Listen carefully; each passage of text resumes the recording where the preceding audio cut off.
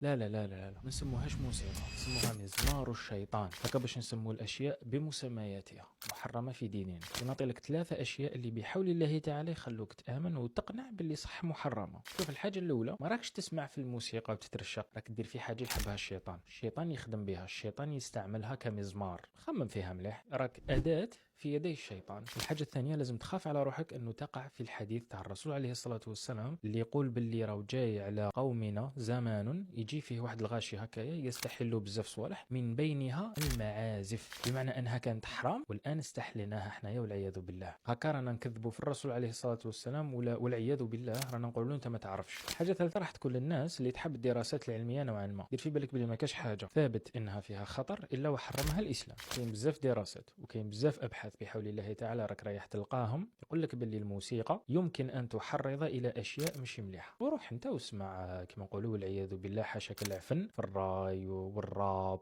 سواء الرجال يسبوا في النساء، سواء النساء يسبوا في الرجال، سواء كلش يسب في كلش، وهي رايحة والعياذ بالله. ابدأ بالعقل تنقص فيها وادعي ربي يوفقك لأنها تطهر القلب. ترك الموسيقى يطهر قلبك والله العظيم صدقني. نحي الموسيقى من تليفونك، نحي التطبيقات اللي فيهم الموسيقى، عوضهم بودكاست، عوضهم يودي بالأخبار ومشي الموسيقى. أسأل الله أن يوفقنا لما يحبه ويرضاه، وأن يطهر قلوبنا ويبعد عنا كيد الشيطان. وفقني الله وإياكم، والسلام عليكم ورحمة الله.